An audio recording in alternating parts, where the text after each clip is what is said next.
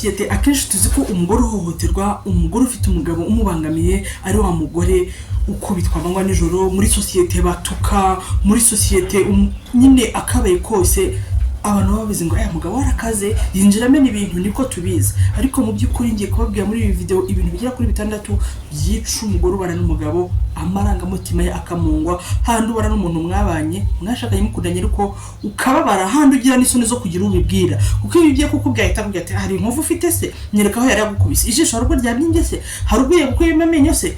Yani ibintu nk'ibyo hari ibintu societe ifata nka haruko iyo byakozwe ari byo hohoterwa gusa cyangwa ariko kubangamirwa k'umugore, ariko hari ibindi bintu bigenda bikica amarangamutima y'umugore mu rushaka kabamo adahari.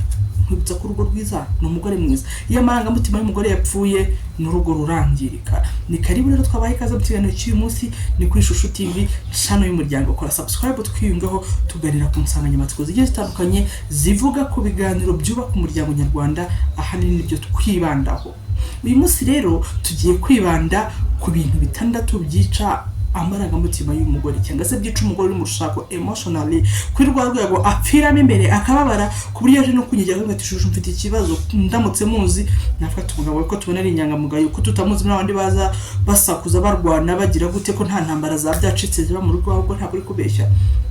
Ibyandyo bivuga ngo agahinda k'inkoko kamenywa n'inkike yatoreyemo. Aka ni agahinda abagore benshi babana ko utabasha kwimagina ko kabaho, ariko nawe nibura umudamu ese bijya bikubaho cyangwa uri kubyumva nk'inkuru turi gukora biri aho ngaho bisanzwe ntabwo bigiye kubaho. Njye mba nabikoreye ubushakashatsi, nkurikije ibyo mbona, nkurikije ibyo abantu banganira DM yanjye bimeze gutya yuzuye, kugira ngo mbibasangize, hanyuma nawe mugabo uri burebe iki kiganiro ukaba warabikoze, ngusaba yuko wa pre-control kugira ngo bashe kubakana n'uwo mwashakanye. Nyabuni y'amarangamutima y'umugore wawe yapfuye n'urugo rurangirika, sinzi nimba ubibona.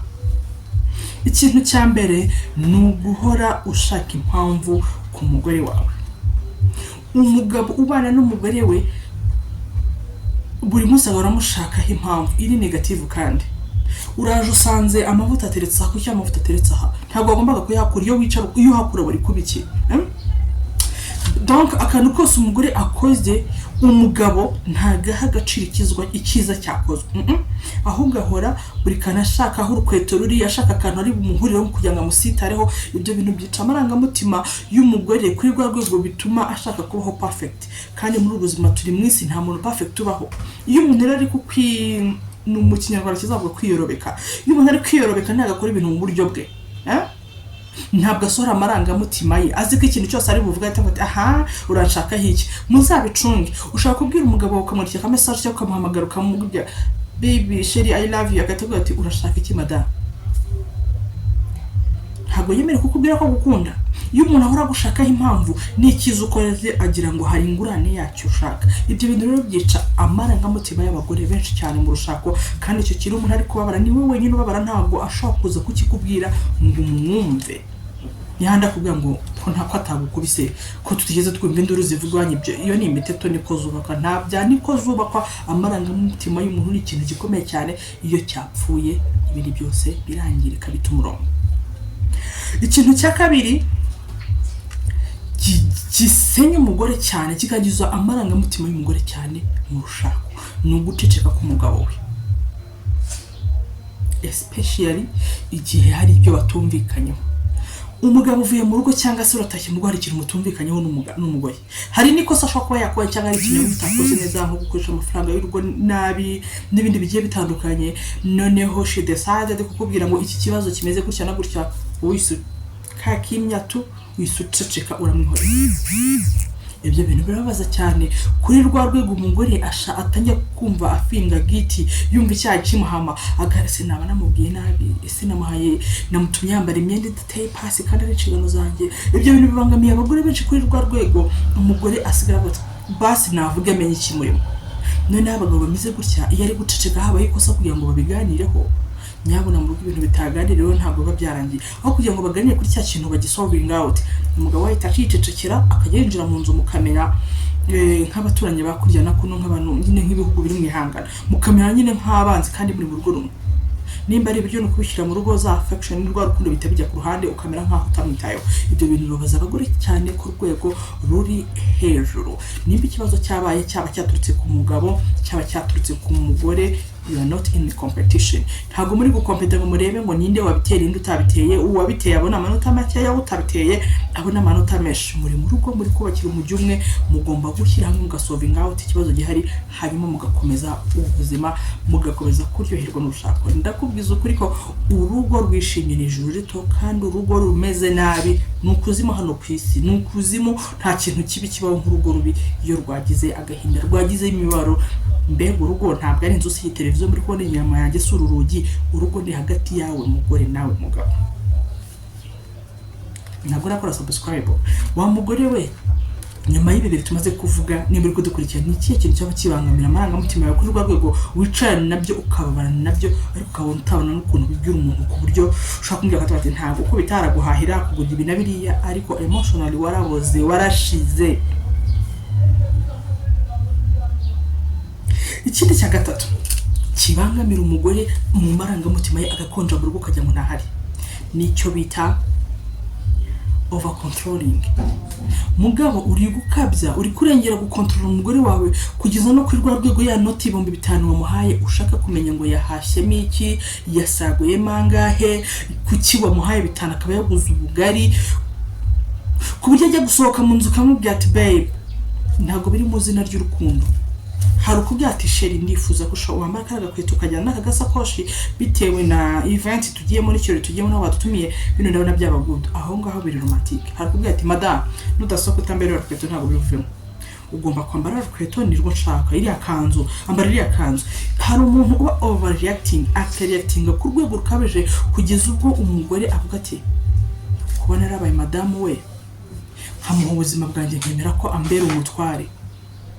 Yaje guhindura buri kimwe cyose ku buryo nzabaho ko abishaka, nta kugeza n'ubwo kurya ngomba kurya ibyo ashaka nkambara ibyo ashaka. Abagabo bakora overreacting reaction mu rushako rwabo mubangamira abagore banyu cyane. Umugore arabangamirwa akabikora kuko bikunze agateka, kuko bikunze akajyana, kuko bikunze. Icyo gihe we arahara ngo gushimisha, ariko nta byishimo nabike abafite. Menya wawe umenye icyo akunda, hanyuma ureke gukora overreacting. Ikaribu rero twakomeje dukomeza tuganira. Ikindi kintu cya kane ni bitandatu nabwo tugiye kuganira. Biri kwica amarangamutima y'abagore benshi mu rugo. Abagore mu rugo barakonje, ariko babibwira umugabo akavuga ikintu cya kane umugabo n'umutware wo mu rugo. Hanyuma se ko umutware mu rugo nta kosa ugira. Every mistake happened in your love, in your house, you be like it's your fault. Buri kibaye cyose na makosa yawe, buri kabaye kose. Are you malaika? Uri malaika w'umugabo. Na kimwe kiranga ko umugabo wa nyawe nukuzi ko akosheje ugasaba ikosa. Turi abantu munyarwanda niba bivuze neza ngo ntazibana zidakumanije amahembe, muzashwana hari ibyo mutazumvikanaho, hari ibyo mugabo uzavuga uri mukuru umugore ntabyumve kubera ko atari kubyumva neza. Nyine kuko munyura bwegeze bitari kuzamo, akereye ko mu biganiro slow uza tushyiraho itegeko ntabyanga, cyangwa se ukabikora mutabyumvikanye n'ifati ni wowe wabiteye. Ibyo bintu byo kuvuga ngo ni wowe wabiteye, it's your fault na makosa yawe, ugasanga sometimes n'amakosa guturutseho nk'umugabo uragenda umugore yavuga ni wowe wabiteye. Can you imagine ko umugore yagufata wamuciye inyuma ukamenya ngo ni wowe wabiteye? Can you imagine umugore agufashe uri kumuca inyuma ibyiwe uri kubigaba, and then aho kugira ngo wumve uri guilty ushinzwe umutima kurya ushinzwe icyaha, was like niwe wabiteye, niwe utampindukira this and that. Icyo kintu kirya abagore banyu ku rwego rwo hejuru. Boshaka ngata umugore wanjye ko ntavyo yakubwiye bikuye. Mfite DM yuzuye abantu banganirira, atari mu gihugu cyacu cy'u Rwanda. Abarundi kazi baranganirira bari hehe, kandi nsubira munyizera mukanganiriza ibibazo byanyu by'urugo rwanyu. Ntabwo nzaza mbandika ku karubanda, ahubwo buriya mu mpanayide yo kuba namone icyo mvugaho nkiyereka isi nkagaragariza isi. Izi nyigisho tuba turi kubaha ni ukugira ngo dukeburane. Uributse kubera yuko urwibutso rugira umwemeramana akamaro, niyo murongo undangamura ubuzima. Mbangamije kubibutsa ibi bintu, mbibutsa ko ni ibintu bitandatu bigisha amarangamutima y'umugore. Ukabona umugore uramugurira igitenge, uramugurira ibaze, uramugurira imodoka, bati hana furaha yoyote, nta byishimo nabiki afite kubera yuko wamaze gutuma abona mu mutima ubu icyo ari gukora baby wakoze akamwenyura like wakoze ariko atishimye. Kandi ibi bintu ukuntu biba bimeze ni na bya bintu adapfa kuganiriza umuntu ngo abyumve, kuza kumbwira ati shushu umugabo wanjye ntegeka kwambara umwenda ngo nambara washaka. Icyo gihe I was like hari n'uzabwiye akavuga abandi barabwiye akora ibi nabi none ukora this and that. Ariko nyabuna menya umugore wawe, hanyuma umenye ibyo bintu mukorera bimwica silently, bimwica bucece ubyirinde maze ujye kure ibyabyo. Twari tumaze nyuma y'icyaka ni tumaze kuvuga ku kintu cyo kumushinja buri kimwe. Ntabwo ari ikintu cyiza of course nimba wakoze ikosa, kwemera ikosa ugasaba imbabazi ntabwo ari ubugwari, ahubwo ni ubutwari. Nawe mugabo ntabwo ari ubugwari, ahubwo ni ubutwari. Ikindi kintu cya gatanu kibangama kandi iki cyareka tugitindeho, abagabo benshi bagihuriyeho, benshi muri rusange, ntabwo mvuze ngo wanjye n'wakanaka muri rusange, gukoresha affection nka punishment cyangwa se reward. Sinzi ikintu nimba uri kucyumva. Ubundi hagati y'abashakanye, hagati y'abantu biyemeje ati ndabyemeye, mukajya imbere y'amadini, ababishoboye mukajya imbere ya leta, mukabyemera mukabana, hari icyo umuntu aba agomba undi no matter what, uko byagenda kose ibyo mwamutumbikanyeho byose. Ubu ugomba urukundo mwashakanye, ubu mugomba kumuhakiya, ubu mugomba nyine kumubona ntakubone nk'umuturanyi, akakubona ko umuntu special kuri we.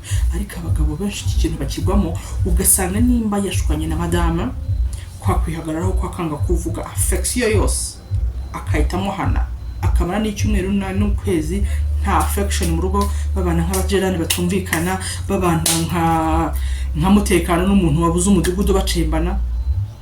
Hanyuma madamu yakora akantu abashimira ni bake, washimira ati noneho madamu ninjye nawe ijoro harashye.